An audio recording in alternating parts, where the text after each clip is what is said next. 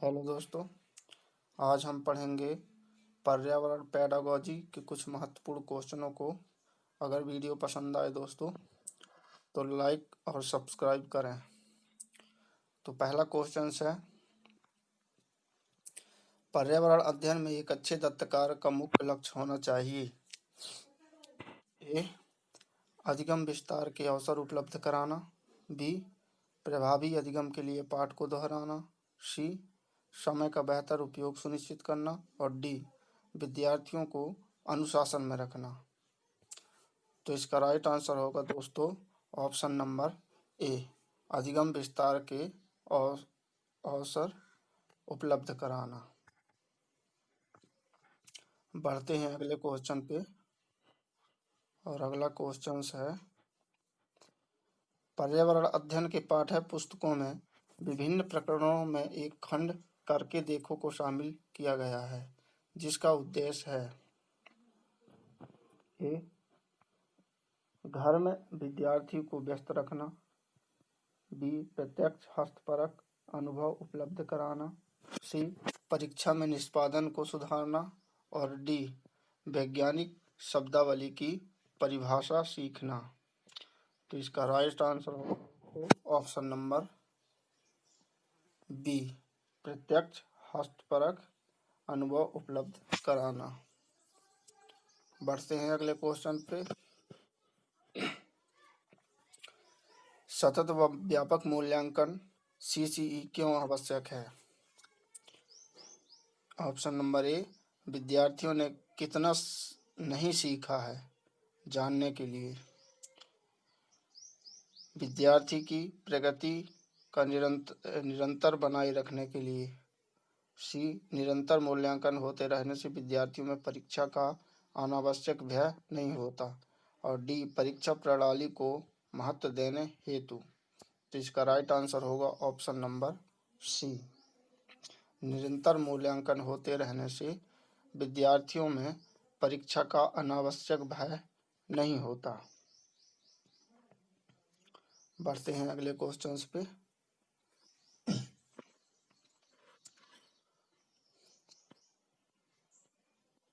तो अगला क्वेश्चन है, पर्यावरण अध्ययन में शैक्षिक भ्रमण का मूल उद्देश्य है।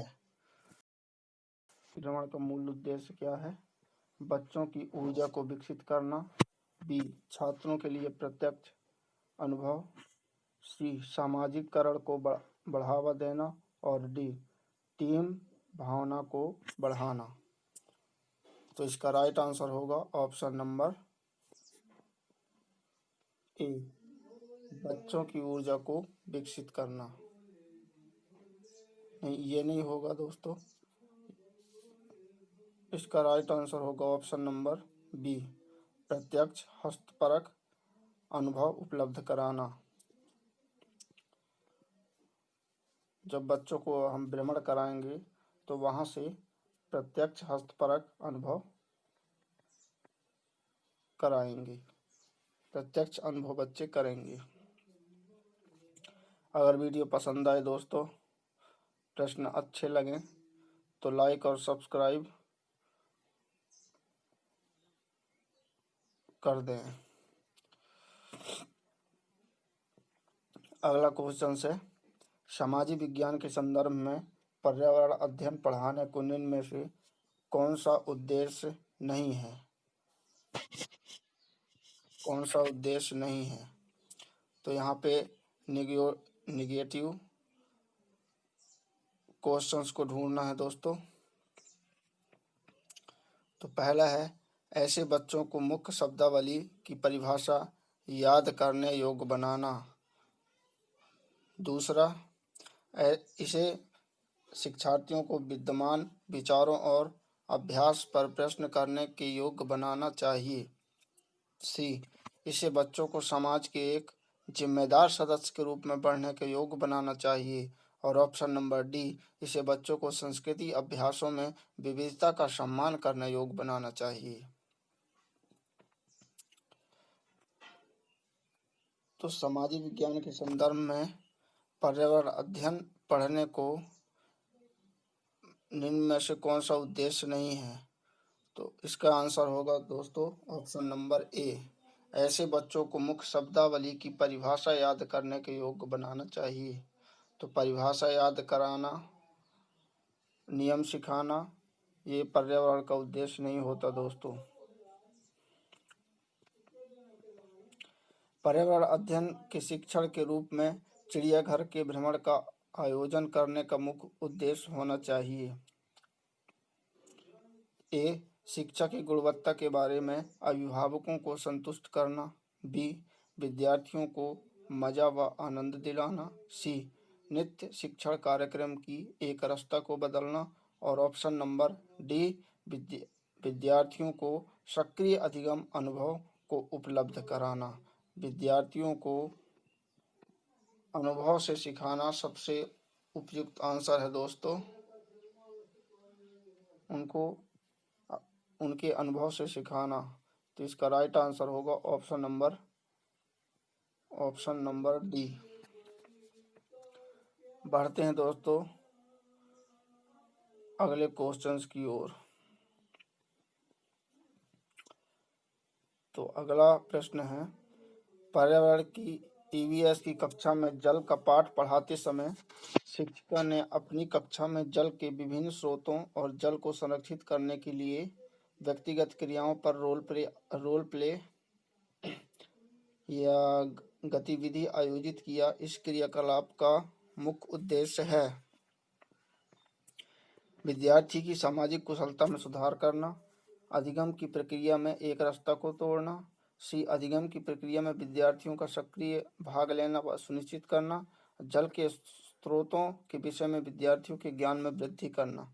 तो इसका राइट आंसर होगा दोस्तों ऑप्शन नंबर सी, अधिगम की प्रक्रिया में विद्यार्थियों का सक्रिय भाग लेना सुनिश्चित करना।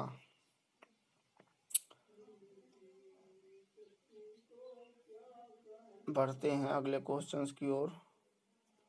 अगर वीडियो पसंद आए दोस्तों तो लाइक, सब्सक्राइब और शेयर करें।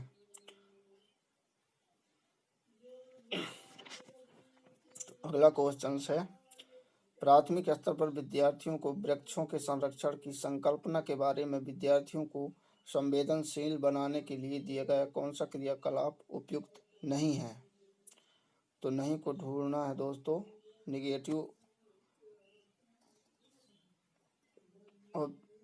निगेटिव प्रश्न को ढूंढना है। वृक्षों पर नारा लेखन प्रतियोगिता का आयोजन करना।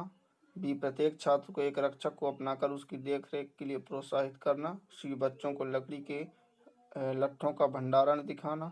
और सी, वृक्षों पर पोस्टर बनाने की प्रतियोगिता आयोजित करना। तो इसका राइट आंसर है दोस्तों ऑप्शन नंबर सी, बच्चों को लकड़ी के लट्ठों का भंडार दिखाना।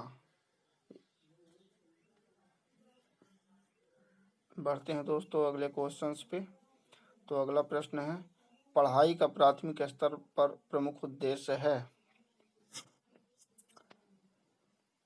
ए, विषय की मूल संकल्पना विकसित करना। बी, अगले स्तर के अध्ययन के लिए विद्यार्थियों को तैयार करना। सी, कक्षा की पढ़ाई को गतिविधि के विद्यालय से बाहर के जीवन से संबंधित करने में सहायता करना। सी, स्वतंत्र रूप से हस्तचित्र क्रियाकलापों को करने का कौशल अर्जित करना। तो पढ़ाई का प्राथमिक स्तर पर प्रमुख उद्देश्य है कि विद्यार्थियों के विद्यालय के बाहरी जीवन से संबंधित करने में सहायता करना। Option number C. अगला क्वेश्चन है, ईवीएस की पढ़ाई में कक्षा में प्रश्न उत्तर तकनीकी का सबसे अच्छा उपयोग किसके लिए किया जाता है। प्रश्न उत्तर तकनीकी का सबसे अच्छा उपयोग विद्यार्थियों का ध्यान आकर्षित करने के लिए, विद्यार्थियों में सीखने की जिज्ञासा उत्पन्न करने के लिए, प्रायोगिक कौशल को बढ़ावा देने के लिए, कक्षा में अनुशासन बनाए रखने के लिए। तो इसका राइट आंसर होगा दोस्तों ऑप्शन नंबर बी, विद्यार्थियों में सीखने की जिज्ञासा उत्पन्न करने के लिए। Option number B.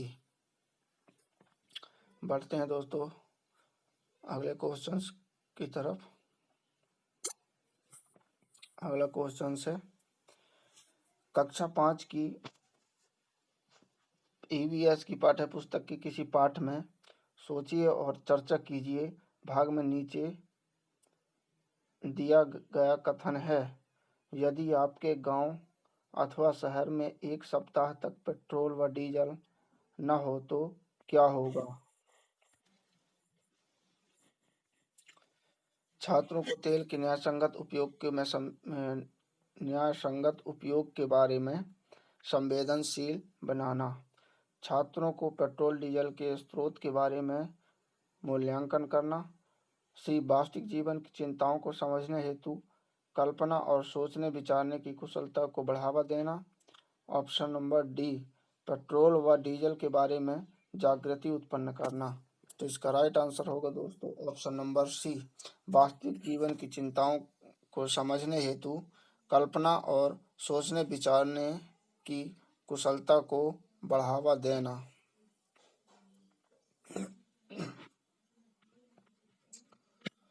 बढ़ते हैं अगले क्वेश्चंस की ओर। प्राथमिक स्तर की पर्यावरण पाठ्य चर्चा में होना चाहिए। प्राथमिक स्तर की ईवीएस पाठ्य चर्चा में होना चाहिए। क्या होना चाहिए। ऑप्शन नंबर ए पाठ के अंत में अधिक अभ्यास प्रश्न सम्मिलित करना, अपने आसपास को खोजने के अवसर प्रदान करना, सी संकल्पना के विस्तृत व्याख्या पर, और डी अधिक एकाग्रता पदों की यथार्थ परिभाषा पर बल देना। तो इसका राइट आंसर होगा दोस्तों ऑप्शन नंबर बी अपने आसपास को खोजने के अवसर प्रदान करना। बढ़ते हैं अगले क्वेश्चंस की ओर।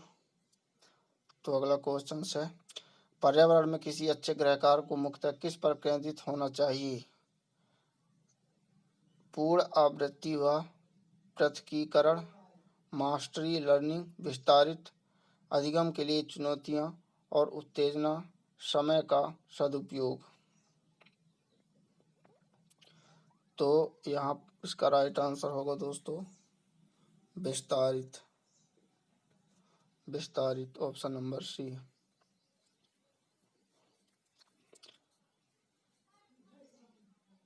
अगला क्वेश्चन है शिक्षण के खेल विधि आधारित हैं।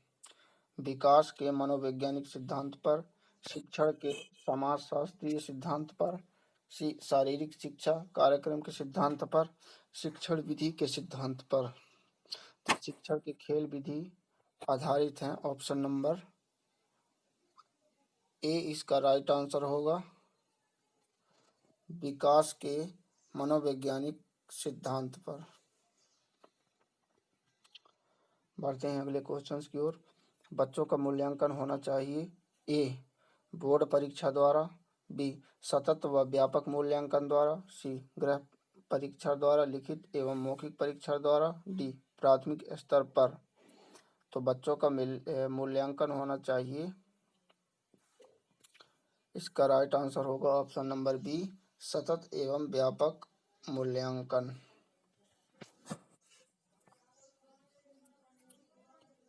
शिक्षकों को ज्ञान होना चाहिए अध्यापन विषय का, मनोविज्ञान का, संहिता का, अध्यापन विषय व बाल मनोविज्ञान का। तो इसका राइट आंसर होगा दोस्तों ऑप्शन नंबर डी अध्यापन विषय एवं बाल मनोविज्ञान का।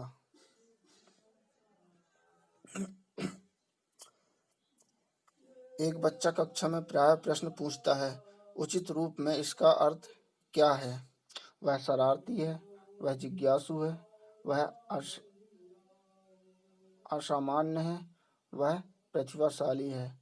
तो इसका राइट आंसर होगा दोस्तों ऑप्शन नंबर बी वह जिज्ञासु है। बढ़ते हैं अगले क्वेश्चंस की ओर। अगर प्रश्न अच्छे लगे दोस्तों तो लाइक सब्सक्राइब और शेयर करें। एक बच्चा प्राय अपने सहपाठियों में झगड़ा करता है, आप क्या करेंगे। आप बच्चों को सजा देंगे, आप बच्चों को विद्यालय से निकाल देंगे, सी आप का पता लगाने का प्रयास करेंगे तथा उसे परामर्श देंगे।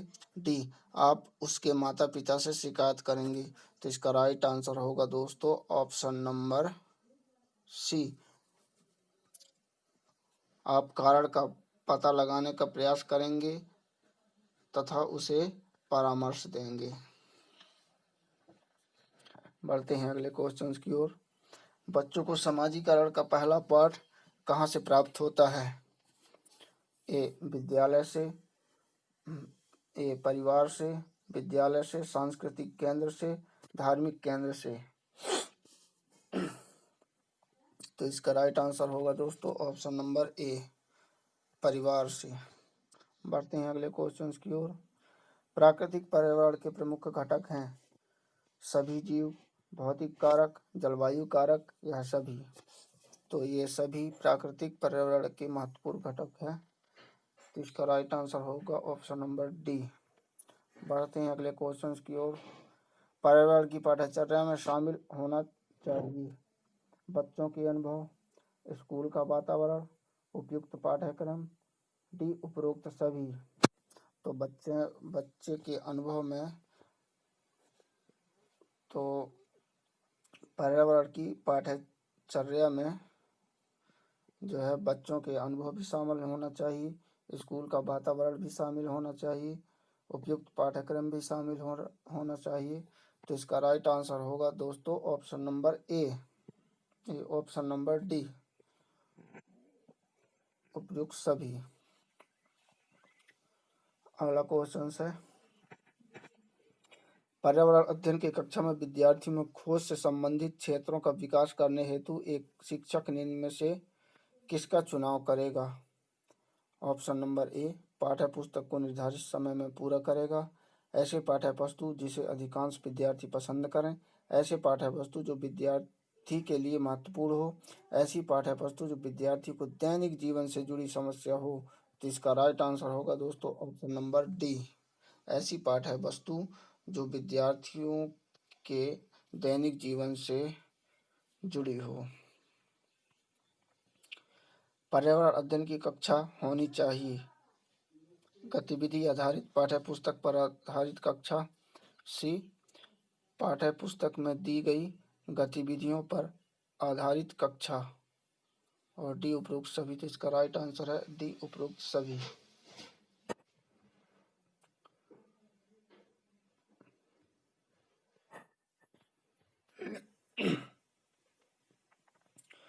बच्चों में सामाजिक भावना का विकास करने के लिए निम्न में से कौन सा कारक सर्वोत्तम है? विद्यालय में विभिन्न त्योहारों का आयोजन, अभिभावकों को विद्यालय में आमंत्रित कर बैठकों का आयोजन करना, बच्चों को स्वस्थ स्पर्धा के लिए तैयार करना, और डी विद्यालय में बाल मेला आयोजित करना। बच्चों में सामाजिक भावना का विकास करने के लिए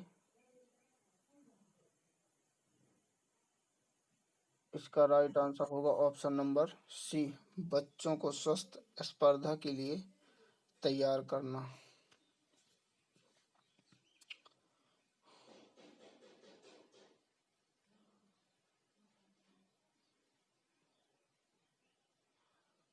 तो बाकी के क्वेश्चन हम अगले वीडियो में कवर करेंगे दोस्तों। अगर वीडियो पसंद आया हो तो लाइक, सब्सक्राइब और शेयर कर सकते हैं। धन्यवाद।